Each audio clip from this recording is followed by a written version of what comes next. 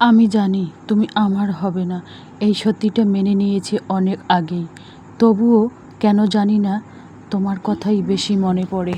হয়তো ভালোবাসা এমনই হয়, যাকে পাওয়া যায় না তাকেই বেশি চাওয়া হয়। তোমার জন্য কোনো অভিযোগ নেই, শুধু কিছু নীরব অনুভূতি আছে। যদি কোনো দিন মনে পড়ে কেউ একজন সত্যি করে চেয়েছিল তোমাকে, তাহলে জেনে নিও সে মানুষটা এখনও নীরবে ভালোবাসে। গ্রামের মধ্যবিত্ত সংসার খরচ থেকে প্রতি মাসে 5,000 টাকা সঞ্চয় করা দারুণ 4টি ইউনিক আইডিয়া। তো নতুন দিনে নতুন আরেকটি ভ্লগ ভিডিও নিয়ে হাজির আমি আপনাদের মাঝে সাভানা, ভারতের ছোট্ট একটা গ্রাম শীতলকুচি জেলা থেকে বলছি। তো welcome back to my channel. আসসালামু আলাইকুম। তোমরা সবাই কেমন আছো? আমি আশা করি তোমরা সকলেই ভালো আছো। আলহামদুলিল্লাহ আমিও ভালো আছি, আর আমার পরিবার পরিজনদের নিয়ে আলহামদুলিল্লাহ আমি ভালোই আছি। আর আমার প্রাণপ্রিয় কলিজা আপু ভাইয়েরা তোমরা সবাই কেমন আছো? আমি আশা করি তোমরা সকলেই ভালো আছো। তো বরাবরের মতো না ব্লগটা আমি শুরুই করে দিলাম। তো চলো ব্লগটা দেখতেই থাকো, আশা করি খুবই ভালোই লাগবে। আমার ব্লগ যেহেতু প্রতিদিন বিকাল 4টায় আসে, আমার ব্লগের কোনো না কোনো অংশে ভালো লাগলে সাবস্ক্রাইব করে পাশে থাকবেন। তো এখানে দেখতে পাচ্ছেন আমার মায়ের বাসা গিয়েছিলাম, মায়ের বাসা থেকে কী নিয়ে আসলাম সেটাও তোমাদের দেখিয়ে দিলাম। মা ছাতু দিয়েছে, ওটাকে কি বলে যেন, দুষ্কুশির নাম আর একটা কি বলে যেন, ওইটা একটা দিয়েছে, করলা দিয়েছে, পটল দিয়েছে, পুঁই শাক দিয়েছে, ছাতু দিয়েছে, আবার আলুর চিপস দিয়েছে মা। তো যাই হোক, গ্রামের মধ্যবিত্ত সংসার খরচ থেকে প্রতি মাসে 5,000 টাকা সঞ্চয় করার দারুণ 4টি ইউনিক আইডিয়া তোমাদের বলছি। যেহেতু আমার ব্লগ প্রতিদিন বিকাল 4টায় আসে, আমার ব্লগের কোনো না কোনো অংশে ভালো লাগলে সাবস্ক্রাইব করে পাশে থাকবেন। তো দেখুন, মানে টাকা সঞ্চয় করার দারুণ যে 4টি ইউনিক আইডিয়া সেটা তোমাদের কাছে আমি শেয়ার করতেছি। তো চলো একটু ফলো করো। আমার প্রত্যেকটা ব্লগে কিন্তু এরকম বাস্তব কিছু কথা বা কাহিনী তুলে ধরা আছে। তো চাইলেই তোমরা ফলো করতে পারো, তোমরাও কিছু শিখে নিতে পারবে। তো 4টি টিপস কি, ইউনিক আইডিয়া কি সেটাও বলছি তোমাদের। এক নম্বর আইডিয়া হচ্ছে তুমি সেলাইয়ের কাজ করে টাকা ইনকাম করে সঞ্চয় করতে পারো। 2 নম্বর হচ্ছে মুরগি, হাঁস, মুরগি, কবুতর এগুলো লালন পালন করে টাকা ইনকাম করে এখান থেকেও সঞ্চয় করতে পারো। 3 নম্বর হচ্ছে আচারের ব্যবসা করে টাকা ইনকাম করে এখান থেকেও কিছু সঞ্চয় করতে পারো। আর 4 নম্বর হচ্ছে মশলার ব্যবসা শুরু করার পর এখান থেকে কিছু টাকা ইনকাম করে সঞ্চয় করতে পারো। তো এই 4টি ইউনিক আইডিয়া যদি তোমাদের ভালো লাগে তাহলে তোমরা করতে পারো। তো এই 4টার মধ্যে কিন্তু আমি 2টা করি, তো সেলাইয়ের কাজ আর মুরগির ডিম বিক্রি করি বা মুরগি পালন পোষণ করি, মোরগও বিক্রি করা হয়, এখান থেকে বাড়ি থেকে নিয়ে যায়। যে কোনো ব্যবসা করো না কেন, এমন একটা ব্যবসার একটা প্রসার হয়ে যাবে, তখন তোমাদের বাড়ি থেকে এসে কিনে নিয়ে যাবে। তো যাই হোক, চলো ব্লগটা দেখতেই থাকো, আশা করি খুবই ভালোই লাগবে। আর আমার ব্লগ কিন্তু সবসময় সাদামাটাই হয়, এরকমই হয়। আমার ব্লগের মধ্যে এমন কিছু শেখানোর মতো থাকে যাতে তোমাদেরও কিছুটা উপকারে আসে। তো আমি যেহেতু গ্রামের মধ্যবিত্ত ঘরের গৃহিণী, আমি কিন্তু সবসময় হিসাব বা বাজেট করেই খরচ করলে কিন্তু কখনোই টাকা অপচয় হয় না।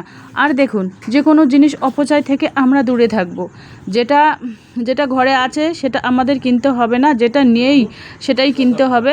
আর ঘরে যেটা আছে আবার নিয়ে আসলে ওগুলো সব পচে সরে গলে গেল, তখন কিন্তু একটা অপচয় হবে। এই অপচয় থেকে আমাদের দূরে থাকতে হবে।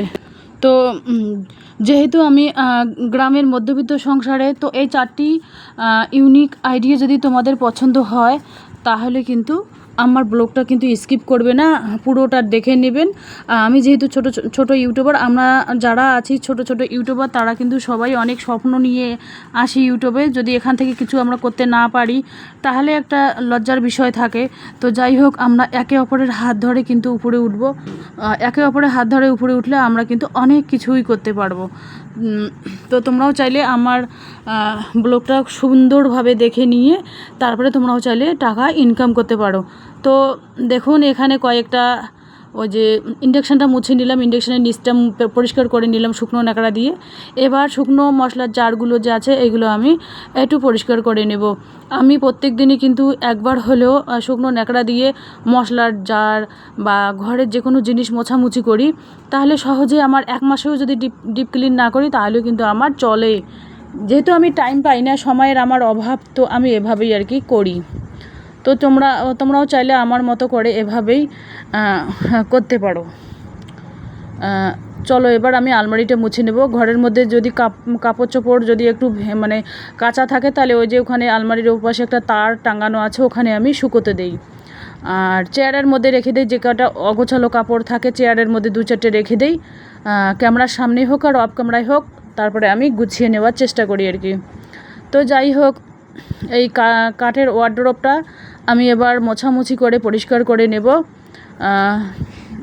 ওয়াইফাই কানেকশন শেষ হয়ে গিয়েছিলো, মানে রিচার্জটা শেষ হয়ে গিয়েছিলো। তো মেয়েকে বললাম যে কানেকশনটা একটু মানে রিচার্জ কত 474 টাকা আমরা ভরি। তো 3 জনে ভাগ করে আর কি ওয়াইফাইটা চালাই।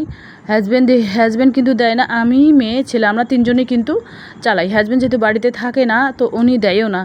তো আমরাই 3 জনে ভাগাভাগি করে দেই, তাহলে কিন্তু অত গায়ে বাজে না। যদি একজনে দেই তাহলে কিন্তু গায়ে বাজে।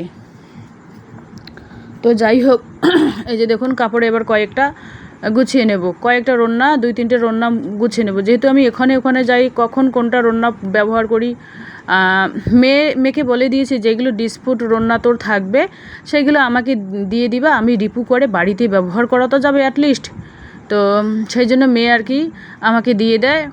আর যেগুলো অল্প হালকা একটু রিপু করা লাগে সেগুলোর হয়তো কিছু দেই মেয়েকে, মনে করে ইঁদুর ধরে কেটে নিল, তখন হয়তো সেগুলোর মধ্যে দেই। তো যাই হোক, এবার আমি কয়েকটা কাপড় গুছিয়ে ওই লাল রেকের মধ্যে রেখে দেবো। যা গরম পড়েছে বাপরে বাপ, ভাবতে অবাক লাগে।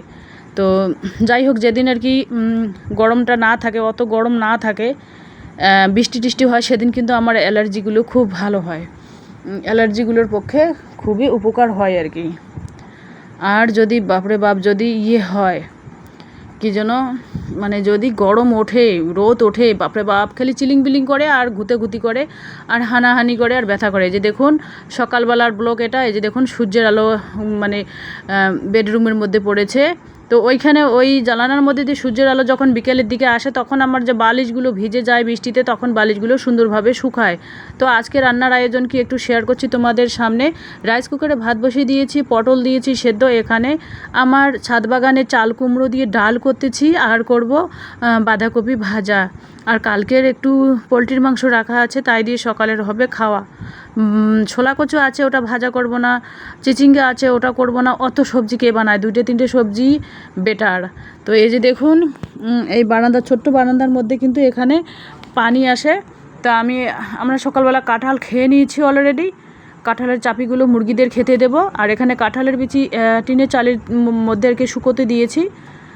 পুরানো এইগুলো হয়ে গেছে। পুরানো কাঁঠালের বিচি কিন্তু খেতে খুব মিষ্টি লাগে, দুর্দান্ত লাগে। আর দেখুন বাঘের মতো রোদ উঠেছে। আর বিকেলের দিকে মায়ের বাসায় চলে আসলাম, তো মা কলা দিল, চিড়া ভেজে দিল আর চা করতেছে। এই যে হাজব্যান্ড শুয়ে আছে, হাজব্যান্ড আর আমরা দুজনে এসেছি। আর টেবিলের উপরে মা ছাতু করে রেখেছে, মাকে বলেছে একটু ছাতু দিও, কারণ ছাতু দিয়ে কাঁঠাল আমার খুব পছন্দ। তো মা বলছে ঠিক আছে যাবার সময় নিয়ে যাও। তো ছাতু নিয়ে যাব কিছু, আলুর চিপস, আর কি যেন করলা, পটল, পুঁই শাক। মা আসলে কিছু না কিছু আমাকে দিয়ে দেয়। তো একটা কলা ছিল, কেটে দিল হাজব্যান্ড অর্ধেক, আমি অর্ধেক। আর চিড়া দো ভাজা করে দিল। কাঁচা লঙ্কা তো নেই, শুকনো লঙ্কা, পেঁয়াজ, তেল দিয়ে মেখে ঝুঁকে নিলাম। তো যাই হোক, চলো আজকের ব্লগ এ পর্যন্তই। টাটা, আল্লাহ হাফেজ।